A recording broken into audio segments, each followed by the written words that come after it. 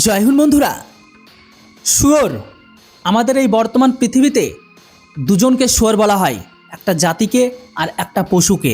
হ্যাঁ, যদিও বর্তমান দিনে আজকের দিনে আপনারা জানেন যে এই পৃথিবীতে শুয়োরকে একটা ধর্মাবলম্বী মানুষরা পছন্দ করে না বা তারা ঘৃণা করে।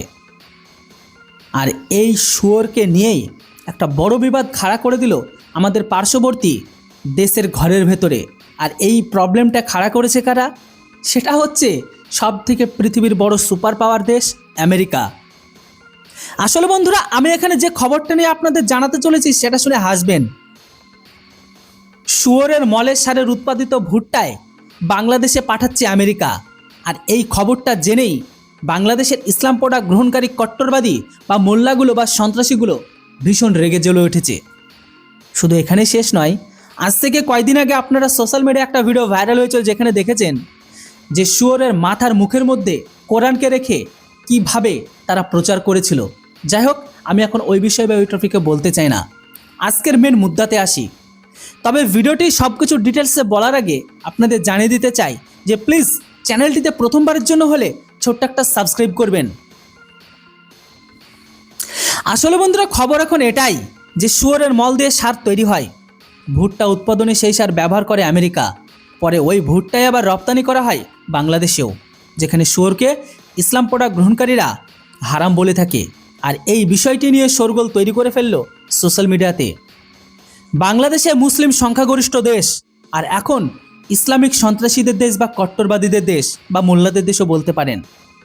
যদিও সবাই নয়, এখনও বাংলাদেশের ঘরের ভেতরে কিছু ভালো মানুষ আছে, তাই তো দেশের অস্তিত্বটা এখনও টিকে আছে।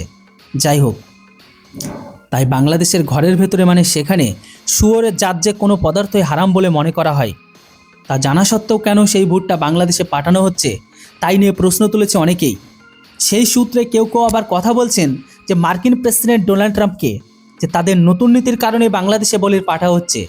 বর্তমান সময়ে সোশ্যাল মিডিয়ায় ব্যবহারকারী যে সমস্ত ইসলাম প্রোডাক্ট গ্রহণকারী ব্যক্তিরা আছে বা যারা নিজেদেরকে সুপার পাওয়ার বলে সোশ্যাল মিডিয়ায়, তারা বলছে বাংলাদেশকে ধ্বংস করেছে না আঙ্কেল সাম, শুয়োরের সারে তৈরি ভুট্টা খায় ওরা। বিতর্কের সূত্রপাত হয় ঢাকার মার্কিন দূতাবাসের একটি সোশ্যাল মিডিয়ার পোস্টে। সেই পোস্টে মার্কিন দূতাবাস জানিয়েছে শীঘ্রই আমেরিকার ভুট্টা বাংলাদেশে পৌঁছাবে। এরপর থেকে সোশ্যাল মিডিয়ার ব্যবহারকারীদের একাংশের দাবি করতে থাকেন যে শুয়োরের জাত সার দিয়ে যে ভুট্টা উৎপাদন করে আমেরিকা, সেই ভুট্টা বাংলাদেশে পাঠানো হয়। কৌতূহলবশত অনেকে প্রশ্ন করেন সেই ভুট্টা হালাল না হারাম। বিশেষজ্ঞদের মত অনুসারে এই সার মাটিতে ব্যবহার করা হয়, সরাসরি ভুট্টা নয়। তার ভুট্টার দানায় মোটেই শুয়োরের জাতক পদার্থ থাকে না, ফলে এই ভুট্টো মোটেও হারাম নয়।